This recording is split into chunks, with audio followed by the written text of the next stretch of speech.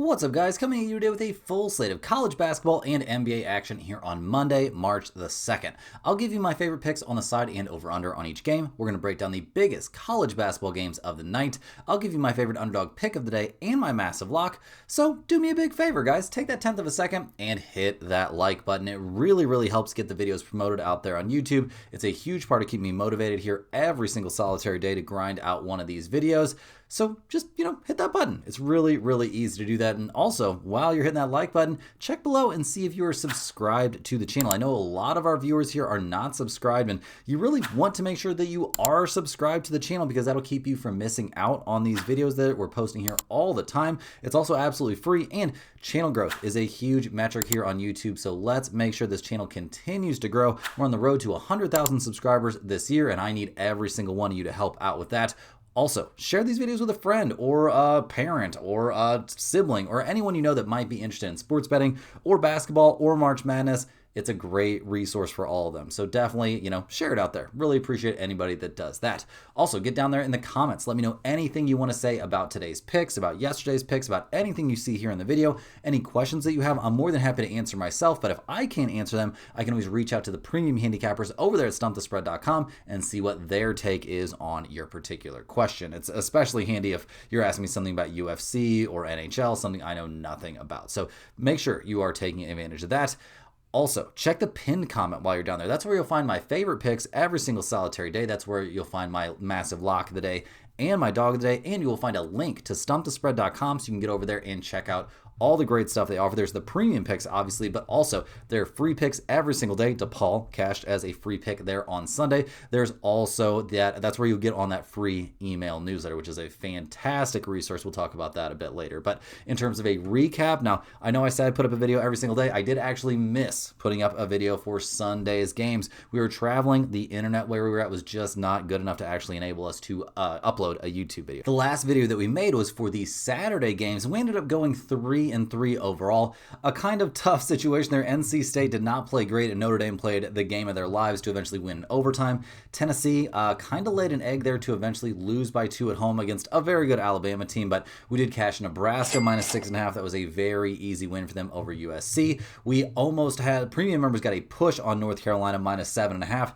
The Tar Heels just didn't quite get the job done there for us, but we did cash our dog of the day with Seton Hall +4.5. That was a very competitive game they played there against UConn, their second very competitive showdown against the Huskies this season. So that was a very easy win. They're getting double-digit points, and we cashed our massive lock of the day there on Arizona on the money line. But whether you took Arizona on the money line or took Arizona against the spread there, it was an easy win for you. They dominated Kansas there, playing on the road. Maybe not the biggest strength there for Kansas, and Arizona is still an extremely dangerous team. They won that game by 23 points. So not a bad day there on Saturday. Let's go ahead and dive in now and look at what we've got cooking here for Monday. Make sure you've hit that thumbs up button. Make sure you're subscribed to the channel. Make sure you get over to stumpthespread.com. Check out those free picks. Check out the email newsletter for sure. And check out all those premium picks too. They are a very nice resource this time of the year. So let's go ahead and get after it. First up, we've got a barn burner. We've got a pretty freaking big game here right out of the gates. We've got #1 Duke going on the road to take on an NC State team that is in need of a bounce back. The Blue Devils really showed that they deserve to be the #1 team in the nation, or at least solidified their spot at #1 with a blowout 77-51 win over #11 UVA their last time out. That was not a very competitive game. I actually thought the Cavaliers had a chance to make it a real game, and they did not. Duke was up 41-26 at halftime, and yeah, it did not really get a whole lot closer. Duke just played great. They did a great job on the glass. They shot 50% from 3, which is very hard to beat anybody when they shoot the ball that well from long range, obviously, but it was just a very dominant performance. Boozer only had 18 points. He did make it to the free throw line a lot. 18 and 9, 4 assists, 3 turnovers. So not necessarily a transcendent game from him, but still some very good work there. Isaiah Evans put up 19 points. He played great. This Duke team is looking extremely dangerous. They're one of the best teams in the nation on the glass. They're great defensively, and their offense can light you up. So we'll see what they can do here on the road against the NC State Wolfpack. I don't believe they've played NC State this season, so we'll see if the Wolfpack has a bounce back in them. They're 19-10 on the season, 10-6 in ACC play. They've lost 4 out of their last 5, losing to Louisville, in Miami, albeit a very, very close 1-point game against Miami. They lose in a blowout against North Carolina, or they win in a blowout against North Carolina. I mean, that was that crazy, crazy game. But then they lose to Virginia, and that one wasn't very competitive, and they lose this crazy overtime game at Notre Dame. So it's a big chance for them going up against Duke. They are 29th in the nation total offense, but their defense isn't great. Their rebounding is a bit suspect. We'll see. We'll see what they can do here. At least they are at home. They are getting 9.5 points in this matchup. We've got a total of 148.5. Duke is 7-3 against the spread on the road, 20-9 to the under. NC State is 7-6-1 against the spread at home, 17-12 to the over. Guys, I will be taking the Duke Blue Devils to get the win and cover in this one. Virginia couldn't keep it close. I don't think NC State is going to keep this thing to single digits. It seems like way too big of an ask. It is a big look-ahead spot for Duke with the Tar Heels on deck, but here on a relatively short slate, this has a very reasonable chance to make the pinned comment. Next up, guys, heading a little bit off the beaten path, we've got IU Indianapolis, the Jaguars. They're going on the road to take on the Cleveland State Vikings out there in the horizon. Now, IU Indianapolis has been pretty terrible. They're 3-17 in college in conference play, the worst record there in the conference. They've lost 6 straight games. They're coming off an 87-81 loss against Purdue Fort Worth. So yeah, not great there in terms of history against Cleveland State. They actually did beat the Vikings 82-74 earlier this season. So I guess that's a bit of a positive. But this Jaguars team really doesn't have a whole lot to play for anymore. They did shoot the lights out in that win over Cleveland State. Not something that you see IU Indianapolis do all that often. So we'll see what the Cleveland State Vikings can do in a revenge spot. They're only 6-14 in Horizon play, so obviously not a very good team. They come into this one on a 7-game losing streak of their own. They just got blown away there at Robert Morris, which, I mean, Robert Morris is one of the better teams in the conference, so I guess I can cut them a little bit of slack for that. And this team is pretty decent offensively, hovering around top 100 in the nation. But their defense is horrible. The offense is good, defense bad, rebounding atrocious as well. So we'll see what they can do here in a revenge spot. The odds makers have this as basically a coin flip. Cleveland State, 1.5 point favorites. We've got a total of 172.5. So they're expecting a very high scoring game. The last time these two teams faced each other, we only saw 156 total points. How the total ends up here being 172.5 is a little bit beyond me. We're definitely strongly considering the under here. IU Indianapolis, they are 8-8 against the spread on the road, 17-12 to the under. Cleveland State is 3-8 against the spread at home, 19-9 to the over. I'm not going to let that scare me away. I definitely think under 172.5 is very much in play in this game. If you're looking for a side in this one, I will take the Vikings here playing at home in a revenge spot, but I do think the under is by far the better lean in this game. Rolling right along, we got Stephen F. Austin. The Lumberjacks are going on the road to taking the Incarnate Word Cardinals out there in the Southland. Now, Stephen F. Austin, they've been the best team in the conference all season long. They're only a single game up on McNeese with a 19-2 conference record. They've been playing really well. Well, I guess their last time out they played really well. They needed a bounce back after a weird 77-73 loss against New Orleans. Obviously, we've liked a lot of what we've seen from the Lumberjacks this season. They're going to have to prove it in the conference tournament. We'll see how that goes. The last time they played Incarnate Word, we ended up with a rock fight of a game, a 56-46 win for Stephen F. Austin, so they'll definitely take it. Keon Thompson, I'm sure, will feel like the best player on the floor in this game. 19 points per game, shooting nearly 50% from the field. This is a very solid rebounding team, a very solid defensive team as well, so they should be in pretty good shape here despite the fact they do have to go on the road. So we'll see how playing away from home here goes. Obviously, they need to stay locked in and finish off the conference schedule strong. Incarnate Word, they're 7-14 in conference play. They come into this game fresh off a 12-point win over Lamar. So not a terrible win. I mean, you beat a team that's even with you in the standings. That's got to feel at least a little bit good. They haven't had a great time down the stretch, though. They've lost, they've only won 2 out of their last 7 games. So that's been a little bit brutal. Davion Bailey's put up decent, although inefficient scoring numbers. They're around 300th in the nation total rebounding, and it's not like their defensive numbers are off the charts good either. So I'm not surprised to see Incarnate Word getting some points here. They're getting 7.5 at home. We've got a total of 145.5. Stephen F. Austin, guys, is 11-3 against the spread on the road, 17-11 to the under. Incarnate Word is 14-13 to the under. In their meeting earlier this season, we saw Incarnate Word go shoot 0% from 3. They made 0 out of 13 3-point attempts. We saw Stephen F. Austin shoot 10% from 3, but they dominated the boards. They got to the free throw line. They did pretty much everything you would want to see them do and won the game by 10 points. So looking at those numbers again, I do think you have to consider under, once again, with how low scoring this game was the first time around, but those were insane shooting numbers. better than the under, guys. I'll take Stephen F. Austin. I think they win this game comfortably, probably by double digits. They are not going to want to take their eye off the ball here to end their conference schedule on a loss. That would be pretty terrible by them. Next on the dock, we're looking at the McNeese Cowboys going on the road to take in the Nicholls Colonels. Now, McNeese, 25-5 on the season, 18-3 in the conference play out there in the Southland, leaving them one game behind Stephen F. Austin. They're coming off yet another win. They've won their last 7 in a row. A very close win their last time out, though, at New Orleans. They will take the win, but like I said, it was not necessarily an easy one. They did destroy Nicholls earlier this season, winning that game 94-68. Over the course of the season, the Cowboys have been a very good offensive team, but their defense is really where they hang their hats. They're giving up only 66.3 points per game. That's a very, very stifling defense. You can see they gave up exactly 68 against Nicholls earlier this season. Larry Johnson leads his team in scoring, 17 points per game while shooting over 50% from the field is very, very respectable. So we'll see what they can do this time around against Nicholls. The Colonels come into this game 13-17 on the season, but 12-9 in conference play, so fairly respectable. They've won their last 2 in a row. They went into Lamar, got a 1-point win in a rock fight. They hosted Southeast Louisiana and got the 68-60 win. So they've been putting things together here. Now, I will mention, over the course of the season, they're 484th in the nation total rebounding. They lack a legitimate elite level leading scorer. They're around 300th in the nation in total offense. So we'll see if they can put together any sort of revenge game here against McNeese. The last time these two teams faced each other, not too big of a rebounding edge there for McNeese. We actually saw the Colonels shoot 36% from 3, but McNeese shot 52% from the field, 48% from 3. Did a good job taking care of the ball. They forced 19 turnovers in that game, and the Cowboys dominated. And that's a big reason why Nicholls is getting 11.5 points here at home. We've got a total of 144.5. McNeese is 2-10-1 against the spread on the road, 15-12 to the under. Nicholls is 4-6 against the spread at home, 16-13 to the over. I will actually lean just a little bit towards the home team in this one, getting 11.5 points. That's quite a bit to be getting at home in a conference game. Do I think McNeese wins this game? Yes, I certainly do. Do I think they win it in a blowout?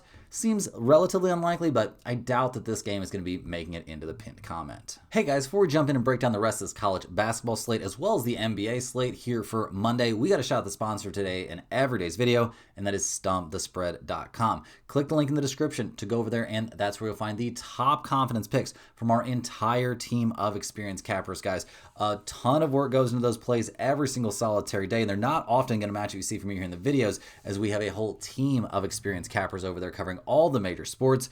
Things have been looking things are warming up right now, honestly. Like, NHL has been on an insane run recently. It's looked very, very good. Even coming off the Olympics break, things have definitely been very much pointing in the right direction. NBA is going on right now. College basketball is really heating up with March Madness on the horizon. So it's a great time to get in the mix, and we also have MLB season right around the corner. So definitely get in the mix as a premium member over there at stumpthespread.com, but you also got to get over there to check in on all the free stuff. There's free picks every single solitary day under the free picks tab. Our free pick for Sunday was DePaul. I believe they were getting 4 points, and I think they won that game straight up. So definitely don't want to be missing out on the very, very solid value there under the free picks tab. You also want to get on that free email newsletter. It has been worth its weight in gold. I'm not sure how the predictions on NASCAR did. I'll be honest, I don't personally follow NASCAR. I just trust whatever the premium guys are putting out in those emails. So we'll have to wait and see how that went. I don't know if rain perhaps would have impacted the race or anything like that, but a big NASCAR write-up, huge golf write-ups every single solitary week. Tons of stuff about to come out on the college basketball tournaments, not just the NCAA tournament, but the NIT. All kinds of good stuff like that should be in that email newsletter as well. And big preseason MLB write-ups are on the way. So definitely get in the mix there. Those emails are those free emails are very, very valuable, and they're absolutely, like I said, absolutely free. All you have to do is go to stumpthespread.com and set up a free account. They're just gonna ask for your name and your email address. That's it. You get one email straight to your inbox every single solitary day, just packed with great sports betting information. So definitely take advantage of that. Also go over to stumpthespread.com if you're looking to pick up a Stump the Spread hoodie for college basketball season or any season. They're very warm. We're selling them right now for $39.99, so we're selling them at cost. So it's a great time to pick one up. It includes free shipping. It can be to you in as little as 7 days. We actually had somebody get one in 3 days a little bit ago, so you can get them very, very quickly. So get over there if you're looking to pick up a Stump the Spread hoodie. Also, if you're a huge fan of what you're seeing from us here every single day, click that little join button right below the video to sign up for a YouTube channel membership.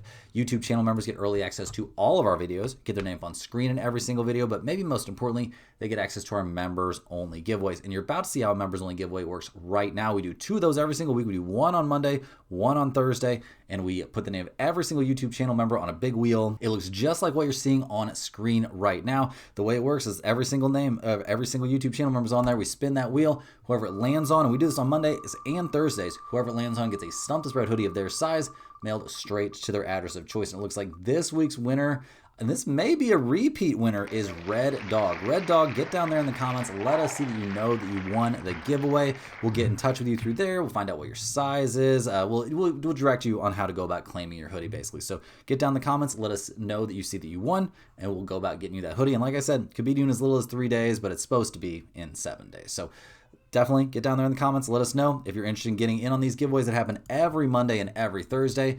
Become a YouTube channel member. You just click the little join button right below the video, and YouTube will walk you through the rest of that. Now, guys, let's get back after it. Make sure you've hit that thumbs up button. Make sure you subscribe to the channel. Make sure you've gotten over to stumpthespread.com, got on that free email list, check what's under the free picks tab, and check out all the premium plays.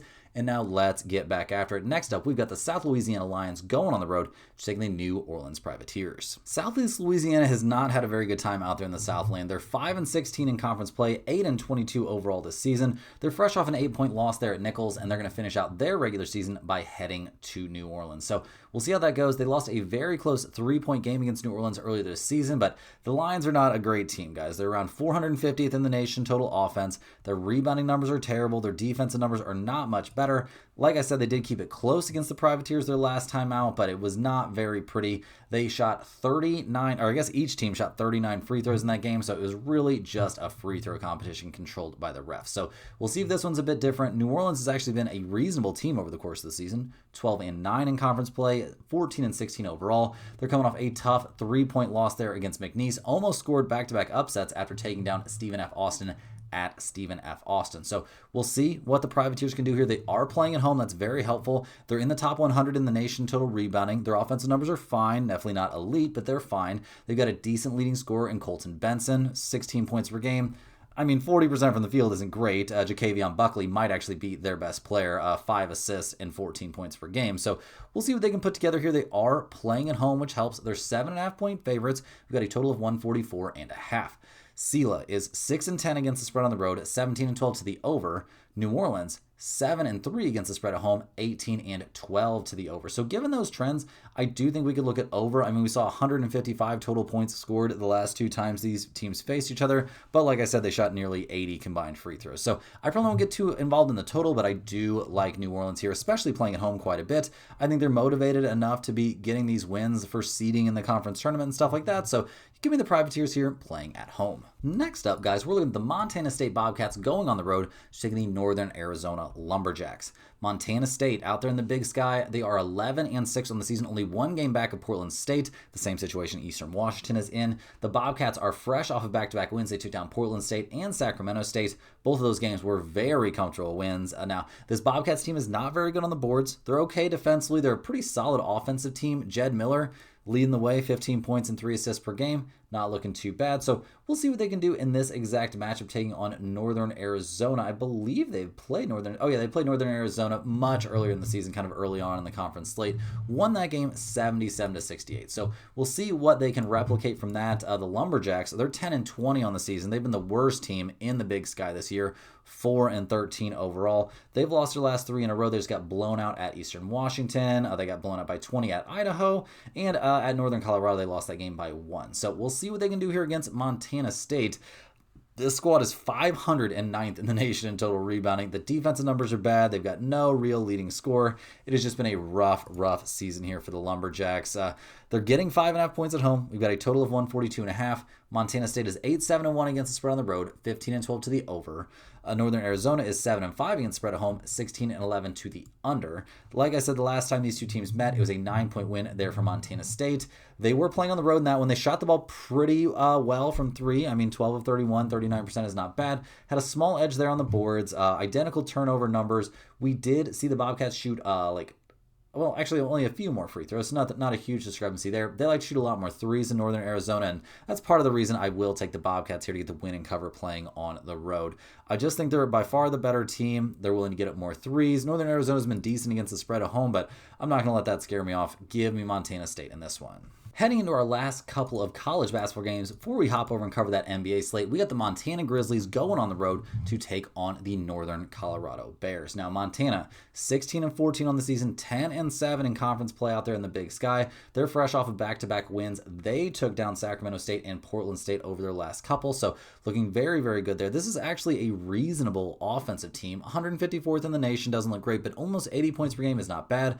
Money Williams, great name there, leads this team with 20 points and 5 assists per game, shooting nearly 50% from the field, so I'll be a little bit surprised we don't see him transfer in the offseason, but overall, this team has looked pretty freaking good in terms of history against Northern Colorado this season. They did win in this matchup by only 9 points earlier this year, and that was a home game for Montana. This time, they will be going on the road. Northern Colorado, they are 19-11 on the season, 9-8 in conference play. They're coming off a win at Idaho, taking care of business there by 9. They've actually played really, really well recently, winning, 8 out of their last 9 games. So a pretty good look there. Their only loss was to Eastern Washington. That's one of the best teams in the conference. They've also beaten Eastern Washington earlier this season. So we'll see what they can do. Quinn Denker might be the best player on the floor in this game. It's going to be a very, very interesting showdown between him and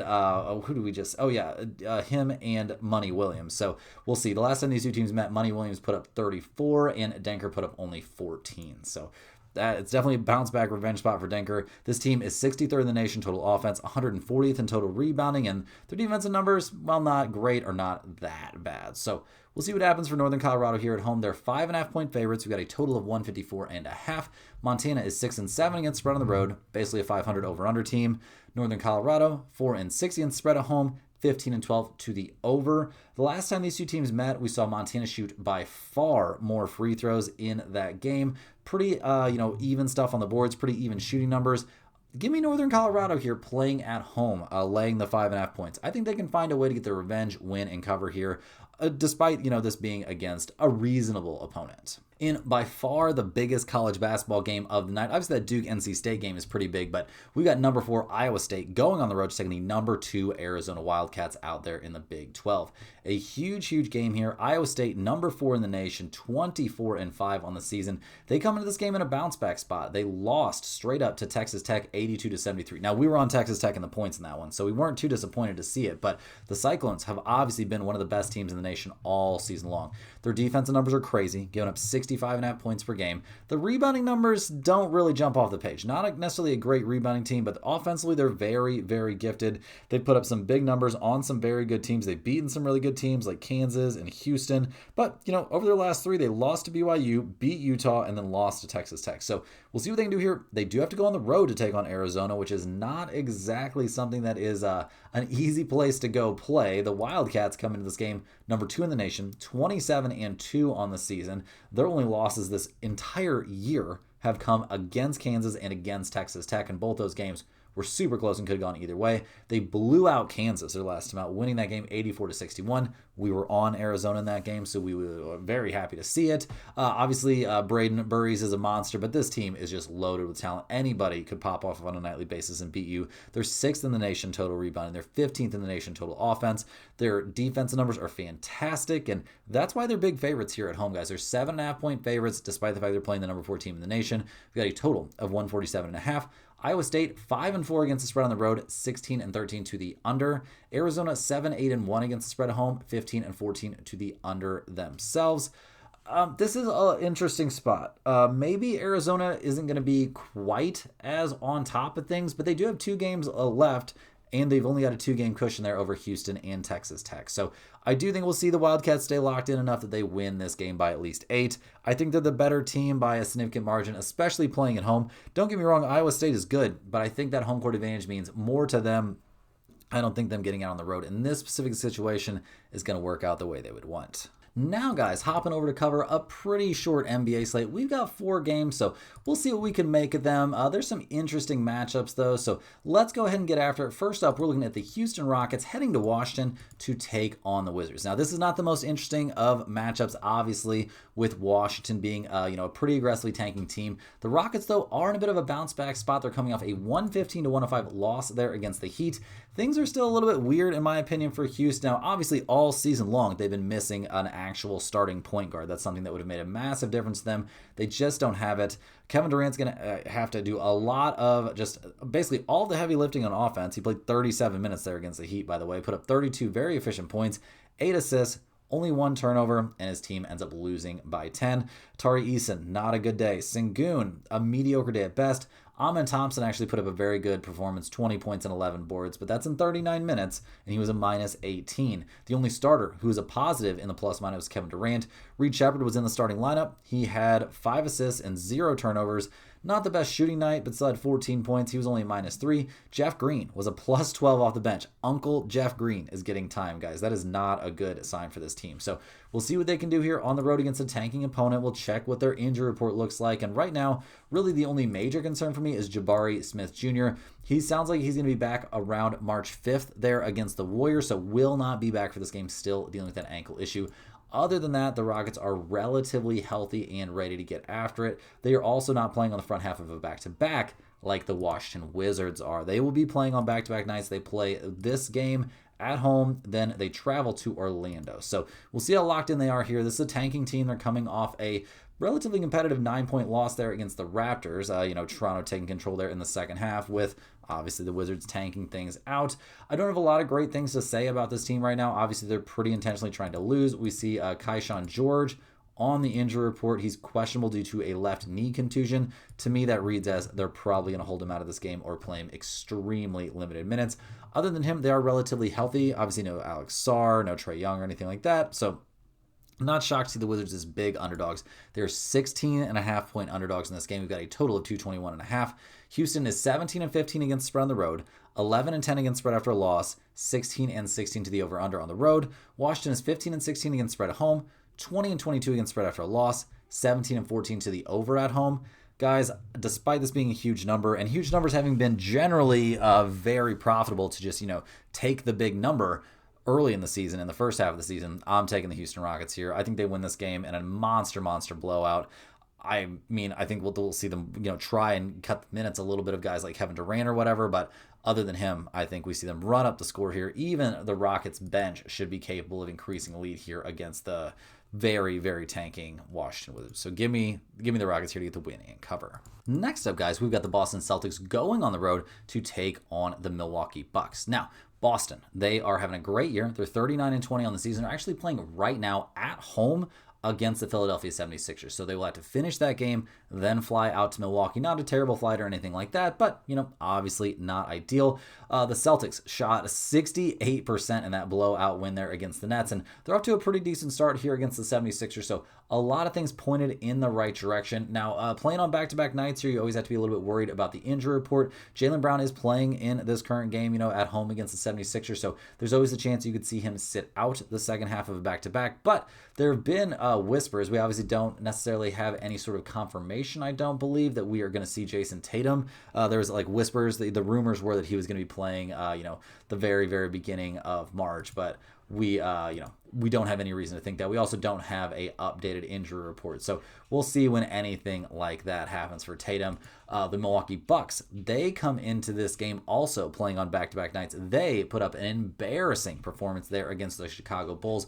One of the crazier things I've ever seen. A massive bounce-back game there from Josh Giddey. But I kind of feel like we need to investigate the Milwaukee Bucks because they had a comfortable lead there at halftime, then got outscored 23-36 in the third quarter and got outscored 33-8. The Milwaukee Bucks scored 8 points in the fourth quarter there in Chicago. Crazy stuff. The main guy that needs to be investigated is Kevin Porter Jr., who scored 10 points in 32 minutes, went 4 of 16 from the field.